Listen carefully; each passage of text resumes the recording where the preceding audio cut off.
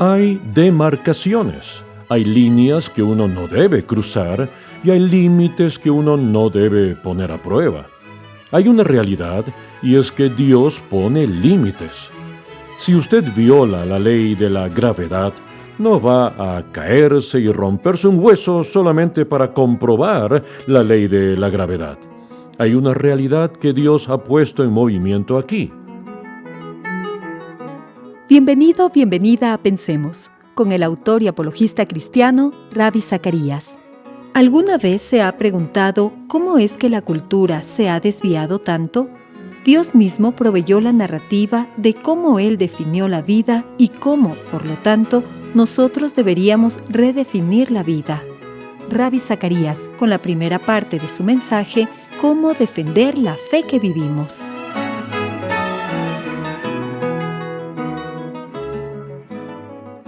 Conseguí el manuscrito de la conferencia que Os Guinness compartió en el Pacto de Lausana por el Evangelismo Mundial en 1974. Dígame usted si lo que él estaba diciendo era muy apropiado para ese entonces y para nuestros días. Y dijo, ¿por qué hay un descrédito constante de la mente? ¿Por qué se apela tanto a las emociones y hay tan poco contenido que damos por sentado para elegir? ¿Por qué hay toda esta conversación sobre almas y tan poca conversación sobre personas? ¿Por qué existe una obvia explotación del testimonio de los famosos? ¿Por qué se da el caso tan a menudo que mientras más simple es el mensaje, más sofisticada es la técnica? Me viene a la mente una hueste de otras preguntas que deberíamos hacernos a nosotros mismos. Por ejemplo, ¿por qué tenemos tan pocas personas inteligentes que consideran seriamente a Cristo hoy en día? Puede ser en parte porque nuestra apologética es demasiado académica, demasiado polémica y casi confinada por completo a un debate intraseminario entre cristianos. ¿Por qué los no cristianos generalmente plantean preguntas y ven los errores antes que los cristianos? Por ejemplo, la creciente preocupación y los graves peligros por la comercialización del Evangelio. Los no cristianos no son lentos para notar el materialismo descarado y en ocasiones las mentiras abiertas que caracterizan a mucha de la publicidad en las revistas cristianas. Parte de nuestro fracaso para atraer a la gente pensante para que tome en serio el Evangelio procede de una brecha de credibilidad. Afirmamos que el cristianismo es verdadero, una afirmación que es asombrosa según los estándares contemporáneos, pero entonces derribamos nuestras afirmaciones con la incongruencia de nuestra práctica de la verdad. La manera en que actuamos habla más fuerte que lo que decimos. Sin la práctica de la verdad, el evangelismo está en peligro de convertirse en una enorme boca institucional. O como las palabras que dijo E.M. Foster para descartarlo con desprecio.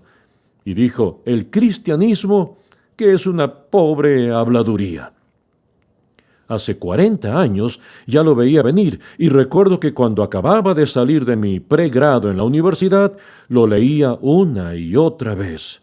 En ese tiempo yo no estaba en el ministerio apologético. De hecho, acababa de comenzar mis estudios en Trinity y al hacer mi trabajo de posgrado, comencé a estudiar bajo Norman Geisler, John Warwick Montgomery, también John Gerstner, J. Packer, John Stott, Howard Marshall, en un tiempo en el que Clark Pinnock era de la línea evangélica. Cada día uno podía saber lo que Clark Pinnock creía, pero él lo ha cambiado una y otra vez. Pero en ese tiempo, acababa de entrar a mi posgrado en apologética y aquello que Schaeffer, Guinness y otros estaban diciendo resultó ser proféticamente verdadero. Entonces, ¿cómo debemos vivir? También es interesante que, pisándole los talones al libro de Alistair McGrath, El ocaso del ateísmo, los ateos parecen haber vuelto a la vida, Hace algunos años estuve con Norman Geisler y él dijo que el ateísmo está muerto, pero los ateos están muy vivos. Y a lo que él se refería es que ellos no tienen ningún nuevo argumento, ninguna perspectiva filosófica, pero están gritando más fuerte y son mucho más estridentes. Alguien escribió: en la década de 1950, los jóvenes perdieron su inocencia. Se liberaron de sus padres por medio de trabajos con buen salario, automóviles, letras en la música que dan origen a un nuevo término, la brecha generacional. En la década de 1960, los jóvenes perdieron su autoridad. Era la década de la protesta. La iglesia, el Estado y los padres fueron cuestionados y se los halló deficientes. Su autoridad fue rechazada y, sin embargo, nada la reemplazó jamás. Luego, en la década de 1970, los jóvenes perdieron el amor. Era la década del egocentrismo, dominada por palabras compuestas que comenzaban con autoimagen, autoestima, autoprotección. El mundo se volvió muy solitario. Los jóvenes aprendieron todo lo que podía saberse acerca del sexo, pero se olvidaron de todo lo que se podía aprender del amor. Y muy pocos tuvieron el valor de decirles que había una diferencia. En la década de 1980, los jóvenes perdieron su esperanza. Despojados de la inocencia, de la autoridad y del amor, y plagados por el horror de una pesadilla nuclear, grandes cantidades de personas en esta generación han dejado de creer en el futuro. Ahora, alguien escribió esto al final de la década de 1980, así que me gustaría agregarle una nota al pie. Es lo siguiente: desde la década de 1990 en adelante, los jóvenes perdieron su poder de razonar. Se perdieron en el mundo del ciberespacio, personalizaron los objetos y totalmente subjetivaron la realidad. No es extraño que una noche cualquiera, un jovencito o una jovencita sientan el trance delante de una máquina, ya sea en la computadora o frente a un televisor, donde podemos obtener noches idealizadas, una tras otra, y dejamos de pensar, claro. Ahora los jóvenes se involucran más con la realidad a través de una caja que con personas, ideas y relaciones. Es algo aterrador, muy aterrador. Entonces, toda la realidad se internaliza, se convierte en algo subjetivo. Es lo que filosóficamente se llama un universo del solipsista, en el que usted es la única realidad final que importa. Usted se alimenta de lo interno. No existe una realidad personal objetiva afuera. Esa es la clase de mundo en el que vivimos. Ahora, ¿cómo es que llegamos a este punto? Lo he rastreado hasta llegar a la siguiente secuencia, pero me gustaría ponerla junto a la narrativa bíblica, así que permítame darle 6 ideas iniciales que se presentan en las Escrituras. Cuando usted lee estas santas Escrituras, hay 3 palabras que dan inicio a la historia. Bereshet bara Elohim.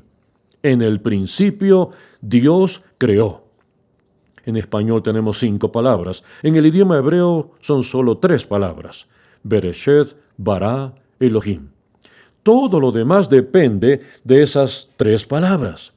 En el principio, Dios creó. No es accidental que los naturalistas quisieran matar toda la narrativa que viene después al atacar las primeras 3 palabras, porque sabían la importancia de esa introducción. Si usted pudiera explicar de alguna manera la humanidad lejos de eso, como la colocación aleatoria de los átomos de un limo primordial, aquí estamos, como átomos pensantes, y de alguna manera hablamos de moralidad, de metafísica y de todas esas cosas. Entonces estamos aquí sin previsión, sin un plan previo, en última instancia, sin propósito. Resulta que simplemente entramos en la escena Imagine eso. Piense en las implicaciones que tendría si eso fuera verdad. Si fuera realmente cierto que ninguna persona o ningún marco de referencia moral gobernó su existencia. No es de sorprender entonces que éste se haya convertido en un planeta muy solitario. Usted no puede gastar lo que no tiene. ¿Y qué es lo que Dios quiere que usted tenga? Bueno, a continuación le compartiré los 6 puntos. La primera cosa es que Dios hizo un anuncio en el libro de Génesis. Y dijo Dios. En la narrativa se da por sentado que Él es un Dios que habla. Él es un Dios que se comunica. No es un Dios que permanece en silencio. Él está allí y no está en silencio. Ese es el punto de partida del libro de Génesis. Y dijo Dios. Si usted cree en Bereshet bara Elohim, en el principio Dios creó, usted también cree que Él es un Dios que se comunica. Él es un Dios que se revela. Ese es un anuncio. En segundo lugar, hay un mandamiento. Sea. Y Dios reemplaza el caos y las tinieblas con orden y diseño, dando la orden de que sea. Dios está reemplazando el caos y las tinieblas con este nuevo orden o diseño propio de Él. ¿Ha leído alguno de los libros acerca de la espiritualidad? Estamos hablando de un desorden muy confuso de propagadores. No desperdicie su dinero para comprar el libro de Deepak Chopra titulado El Tercer Jesús. Estas personas piensan que han descubierto nuevas ideas grandiosas por sí mismos. Y la mayoría de esos libros son patéticos, pero están en los 10 primeros lugares de la lista de bestsellers, los libros más vendidos. Llevamos las tinieblas a la luz en nombre de la iluminación. Dios, en cambio, lleva la luz a las tinieblas en nombre de la verdad. Entonces, Dios primero da un anuncio, luego nos da un mandamiento, orden y diseño. Hace algunos años me hicieron otra cirugía en la columna, y cuando usted entra en la oficina del cirujano y él le muestra la columna vertebral, y usted ve la compleja red de nervios, fibras, los discos y todas esas cosas, usted ve que, con toda su complejidad, la mente humana todavía no puede hacer una réplica de aquello que surgió de la obra diseñadora de Dios, aquello que los naturalistas prefieren pensar que provino de un embrión que no tenía columna vertebral. Es tan importante que entendamos esto, el orden y el diseño que Dios nos está dando desde el mismo comienzo. Un anuncio, un mandamiento. Y en tercer lugar, una separación. Hay una división del día y la noche. Se ponen fronteras entre el agua y la tierra. Dios instituye las divisiones. Hay demarcaciones. Hay líneas que uno no debe cruzar. Y hay límites que uno no debe poner a prueba. Hay una realidad de Dios y es que Él pone límites. Si usted viola la ley de la gravedad, no va a caerse y a romperse un hueso solamente para comprobar la ley de gravedad. Hay una realidad que Dios ha puesto en movimiento aquí. Si usted desea coquetear con la idea de violar las leyes de Dios, a menudo he dicho que terminará quebrándose usted mismo en el proceso. Ahora, número 4. Hay un reporte de un narrador. Entonces Dios creó. En otras palabras, tenemos la revelación de Dios, el anuncio de Dios, el mandamiento de Dios, la separación de Dios, y ahora el resumen dado por aquel a quien se le nombra la revelación. Y así comienza el proceso del nombramiento. Nombrar es un aspecto muy crucial de la vida. ¿Sabe con quién hemos coqueteado para cambiar el nombre de las cosas? Si usted cambia el nombre de las cosas y las pone en nuevas categorías, ahora lo llamamos asesinato de honor. Alguna vez se llamó brutal matanza y asesinato, pero ahora se le llama asesinato de honor. Señalamos las cosas y les cambiamos de nombre. Usted bien podría cambiar el nombre de la violación y llamarla un acto de amor. Ese es el juego al que están jugando los secularistas. Están cambiando el nombre de las cosas y al cambiarles el nombre, reconstituyen la realidad e introducen un nuevo concepto. No voy a entrar en todas las cosas que han cambiado de nombre, pero le animo a que estudie la historia de esto. Ya no nos gusta que el niño en el vientre sea un niño. Ahora es el producto de una concepción. Y este cambio de nombre fue hecho por otro producto de una concepción, solo que unos años mayor de edad. Tras el proceso de cambiar los nombres, número 5, se da una evaluación. Y Dios vio que era bueno. El pronunciamiento dado por Dios fue que era bueno. Y número 6, Dios bendice. Sean fructíferos y multiplíquense. ¿Sabe? Esta es una hermosa narrativa para comenzar toda la historia de Dios. Comienza con Bereshet bara Elohim. En el comienzo, Dios. Usted avanza desde un anuncio hacia un mandamiento, luego a una separación, luego a un reporte narrativo y a una evaluación, para terminar con la bendición de Dios. Ese es el propósito de Dios. Ahora, después de haber atravesado a través de varias filosofías de la vida, cuando atravesamos a través de todo el proceso de herejías a las que los padres de la Iglesia comenzaron a responder, luego llegamos a la época medieval, cuando hubo toda clase de batallas sectarias, en las que cada una se desarrolló con la afirmación de tener la mayor verdad. Y entramos en los años 1300, 1400 y 1500, cuando la filosofía del racionalismo iba a ser probada por el poder de la razón. Y René Descartes salió con la idea de que el racionalismo es la forma por excelencia para poner a prueba la verdad.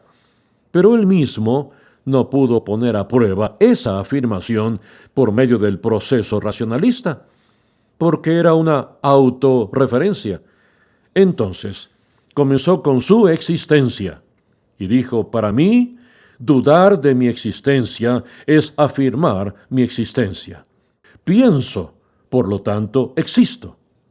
Él realmente debió decir, pienso, por lo tanto, estoy pensando. Eso es lo que él realmente debió decir. Pero el racionalismo comenzó a mantener su influencia en la academia. La razón. Entonces, la certeza matemática y la certeza racional dentro de los preceptos indubitables se convirtieron en la única cosa a la que la gente podría aferrarse.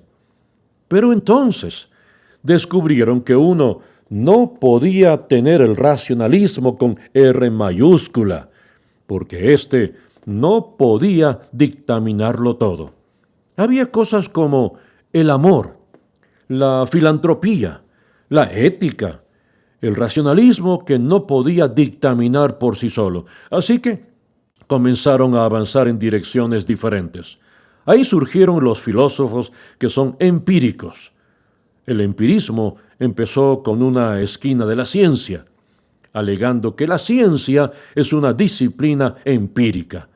Tomamos estas cosas, las calentamos en un matraz y les pasamos una prueba de tornasol para ver si se pone roja o verde, para establecer los componentes que las constituyen, y entonces el empirismo se convirtió en la consigna para la verdad en el ámbito científico.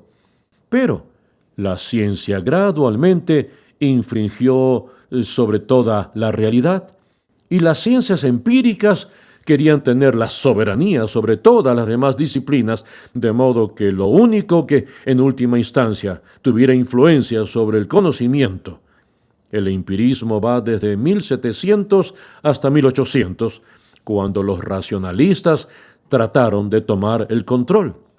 Los empiristas llegaron y contraargumentaron diciendo, Ustedes deben tratar de encontrar el punto medio entre los dos. Así es como en los años 1900, el existencialismo estaba listo para nacer, atrapado en la lucha entre lo cerebral y lo empírico, o los sentidos. El existencialista dijo: esperen un minuto. ¿En dónde dejo entonces a mi voluntad? ¿En dónde dejo a mis pasiones? ¿En dónde dejo a mis sentimientos? Soy como una entidad arrojada en el universo. Solo tengo voluntad, tengo pasión. Y así es como el existencialismo entró en escena, con la disposición para expresar las pasiones por el aquí y el ahora. Los existencialistas no se preocuparon por el pasado y no se preocuparon por el futuro. Era la disposición por el momento, el aquí y ahora. El lado cerebral del racionalismo tomó uno de sus brazos, los empíricos se aliaron con las sensaciones y los existencialistas llegaron para decir: ustedes no están hablando sobre mí, están hablando sobre algún profesor de filosofía o sobre un técnico del laboratorio, pero no están hablando acerca de mí. Yo soy una entidad que siente con pasión y no tengo ningún significado. Y ese significado es mi búsqueda por excelencia. Por lo tanto, los existencialistas comenzaron a escribir acerca de la búsqueda de un significado, la búsqueda del significado. Tenemos lo cerebral, tenemos lo que se impulsa por las sensaciones, tenemos lo que se impulsa por las pasiones. ¿Y cuál es el resultado? El posmodernismo que dijo: ninguno de ustedes tiene razón. Uno mismo construye su propio universo al cambiar el lenguaje. No es el autor el que importa, sino el lector que determina lo que el texto dice en realidad. Dios dijo. Pero ahora en esta época, en el crepúsculo de la civilización, no importa lo que Dios dijo. Yo me puedo convertir en el Dios de Dios. Y eso es básicamente lo que Deepak Chopra ha hecho en su libro El Tercer Jesús, el cual no compré, sino que lo saqué de una biblioteca. ¿Sabe lo que él dice? Que hubo un Jesús histórico del cual no sabemos nada. Eso es fascinante. Y sin embargo, su libro enfatiza veintenas de versículos que sustentan el karma, la iluminación y el yoga. ¿Cómo saben si estas cosas son reales si no saben nada acerca del Jesús histórico? Entonces, el primer Jesús, al que no conocemos, es histórico. El segundo Jesús es el Jesús de la salvación y es particularmente fabricado por la iglesia, dice él. Luego llega el tercer Jesús, que Chopra nos lo entrega a nosotros, a los que encontremos la iluminación de su parte, al estilo de Deepak Chopra. Eso es todo. Entonces, el desprestigio racional se fue a lo empírico se convirtió en lo existencial avanzó hacia lo posmoderno, en lo que fabricamos nuestros propios dioses, en lo que nosotros mismos somos un dios y una cultura fabricante de dioses. Ahora hacemos que la India se vea vacía en comparación con los dioses que hemos inventado aquí y ahora. Al menos en India tienen templos para ellos. Aquí ni siquiera necesitamos los templos, son solo librerías.